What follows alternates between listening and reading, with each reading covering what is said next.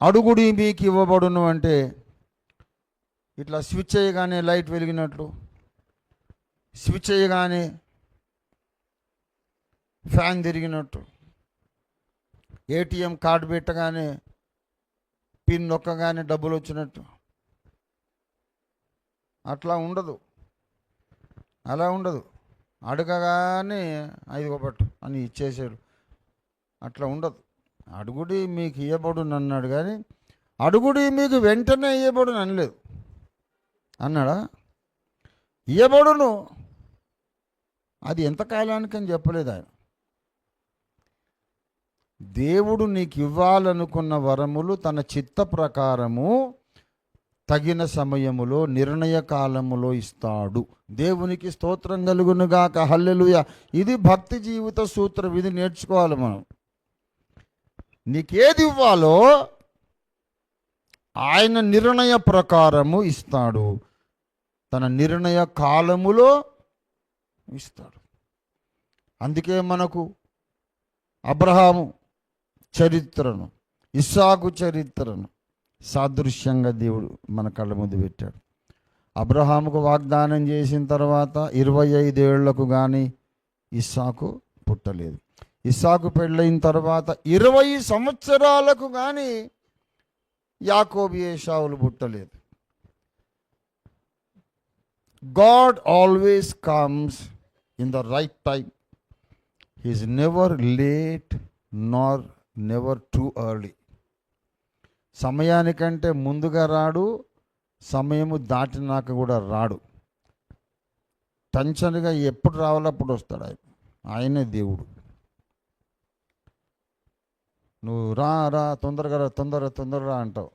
సరే పిలుస్తున్నాడు కదా అని చెప్పి దేవుడు తొందరగా వచ్చేస్తే 1 సంవత్సరం పోయాక నువ్వు అంటావు, నువ్వు అప్పుడు ఎందుకు వచ్చావు అంటావు. నువ్వు అప్పుడు తెలుస్తుంది నీకు, that was the wrong time. నేను రమ్మని పిలిచింది రాంగ్ టైం ఉండే. అప్పుడు అనవసరంగా నేను తొందర పెట్టేశానంటే అప్పుడు సరే రా ఇప్పుడు వెళ్ళిపోతాలే అంటే అప్పుడు నీ బ్రతికేం కావాలా? అడగడము నీ వంతు, నీకు ఇవ్వాలో లేదో నిర్ణయించటం దేవుని వంతు. ఎప్పుడు ఇవ్వాలో నిర్ణయించటం కాల నిర్ణయం ఆయన చేతిలో ఉంది. అడగడం వరకు మన వంతు. అడిగావా లేదా? అడగాలి, అడుగుతూనే ఉండాలి, విసుగకుండా అడగాలి, ఎడతెగకుండా అడగాలి.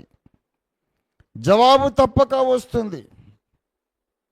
ఒక మహాభక్తుడు అన్నాడు, దేవుడు జవాబు ఇవ్వడం అంటే అడిగిన వస్తువు ఇదిగో అని ఇవ్వడమే కాదు, అది నీకు వద్దులే కొడుక అనేది కూడా జవాబే.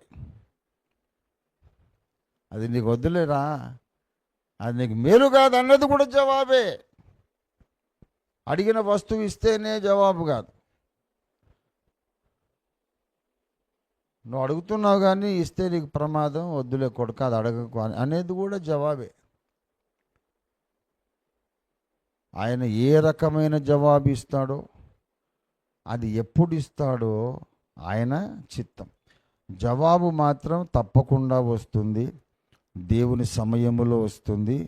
అప్పటిదాకా నువ్వు ప్రార్థన మానేసి సణుగుతూ కూర్చోవద్దు.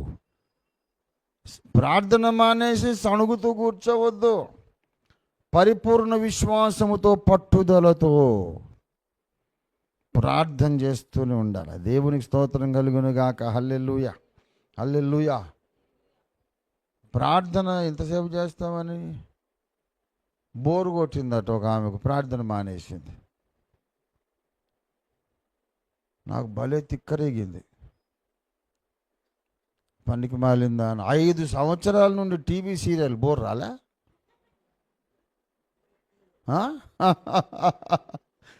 ఓ చూస్తూనే ఉంటాడు కళ్ళప్పగించి, అదంతా ఒట్టిదే. వాళ్ళు రంగులు పూసుకొని డబ్బులు తీసుకొని ఏడ్చినట్టు కోపంగా అదొక సీరియల్, దానికి ఒక వ్యూవర్షిప్. ఓ అత్త ఒక కోడల్ని ఒక మాట తిడుతుంది, దానికి ఒక 15 గంట సేపు ఆమె కోపంగా చూస్తుంది. ఇంతే సీను.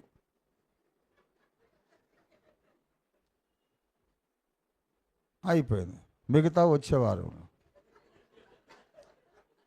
వచ్చేవారు ఆమె కోపంగా చూస్తున్నారు, మిగతాది వచ్చేవారు. 5 ఏళ్ళ బట్టి వీళ్ళు ఒకళ్ళని కోపంగా చూసుకోవడం అవుతుంది, ఏమి కొలిక్కి రావట్లేదు, వీళ్ళకు బోర్ రాలేదు. అయితే ప్రార్థన బోర్ వచ్చిందట.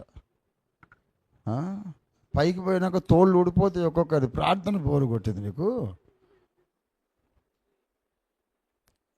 పనికి మాలిన ముసలమ్మ ముచ్చట్లు, అపవిత్రమైన మాటలు, లోక రాజకీయాలు బోర్ రాలా? ఏదండి ఆత్మీయ జీవితం ఎక్కడుంది?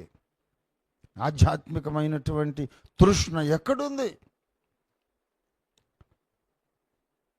అతి సుందరుడు, అతి కాంక్షణీయుడు, ఏమండి విశ్వంలోకెల్లా కోరదగిన వాడు, మన ప్రాణములకు అత్యంత ఆప్తుడు, సన్నిహితుడు, ఆయన ముఖాన్ని చూస్తూ అలా ఉండిపోవచ్చు కదా.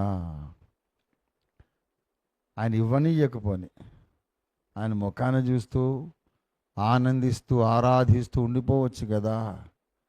అది నీకు యేసయ్య ముఖం బోరు కొట్టిందా? ఏమండి 40 సంవత్సరాలు భార్యాభర్తలు కాపురం చేస్తారు. ఒక 20 ఏళ్ళు అయ్యాక ఏమే నాకు నీ ముఖం బోరు కొట్టిందంటే ఏముంటుంది? అర్మగెద్దోను యుద్ధం స్టార్ట్ అయిపోతుంది.